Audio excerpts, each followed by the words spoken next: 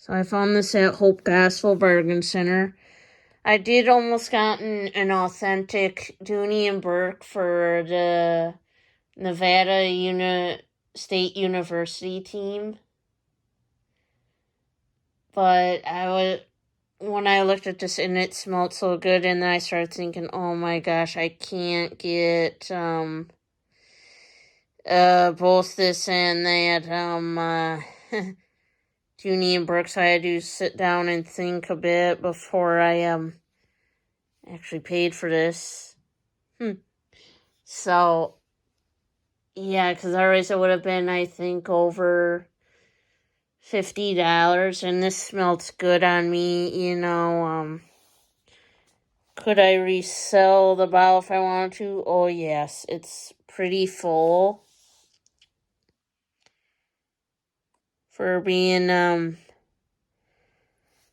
think the other thing I looked at was a Bavgari perfume in the bottle. It was silver and red. It was two circles going opposite directions, but I didn't get it because it looked like it'd be so difficult to spray.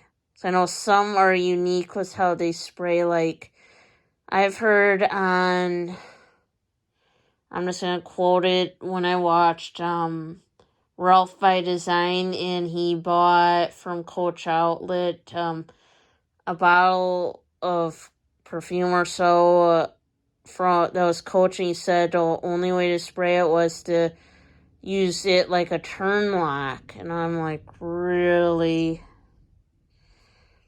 So I was like, wow. So occasionally, yes, this same scent in this bottle does come up at Hope Gospel every so often. I just thought, well, this time I should look at it. I did look at some jewelry, but I didn't like how they looked. There was a 14 karat gold clasp on a piece of jewelry, but the knots in that looked, as Dr. Lori would say, real cheaply done. The clasp was good, and then I looked at a Cameo. It looked like it was resin, but no gold or anything. So I was like, yeah. And then they had a banjo, and I was thinking when I looked at the price, oh, thank God I got mine last summer from an estate sale, mind you, for $50, even though mine needs to be restrung and that one didn't. They wanted $199.99 at Hope Gospel Bargain Center thrift store for that, I want to say banjo, but mine was probably older than that one. Yeah, sometime I should really have mine restrung, but because to make it to be truly a playable instrument, I mean, yeah.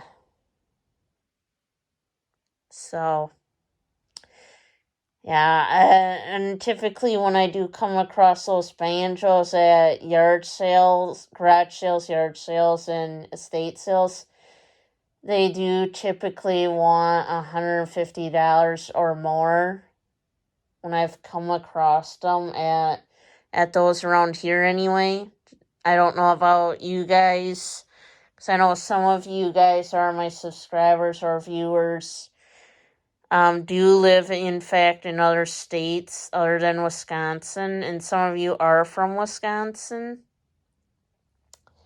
So, that's all I can kind of say on that. I did spray a little bit of this when I was looking at it and thinking about it, and I was like, oh yeah, that does smell good. I sprayed it like there, and the scent lasted for, I want to say, hours. But yeah, I really should start using some of the perfume, because I got a partially used, it's a different scent of Prada, but it's I want to say half full, and a lot smaller bottle than that, and a bottle of Michael Kors perfume I have that I should really be also using. Because it gets to be pointless if you keep buying used perfume. I want to say, rather than not using it. So yeah, I could not find any lately vintage leather coaches. I don't know why, but right now I am looking real hard for the 1960s, 1970s vintage Coach crescent bag, or the pre-Creed Coach swinger with the kiss locks. And it stands up. It's a little different than the one I have that's a kiss lock. But yeah, yeah, and I always would say you gotta have confidence in your thrifting ability when you're out hunting for items or looking for a specific thing. And that's basically what I'm trying to do, is keeping positive and all that about that. So,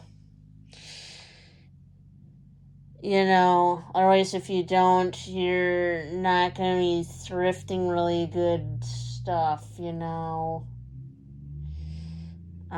That's all I can kind of say there. So if you haven't already, please subscribe to the YouTube channel for more content. And don't forget to like, comment, and share our channel, as it would help get my channel out there to people that don't know about it yet. And as always, thank you for watching. Bye-bye now.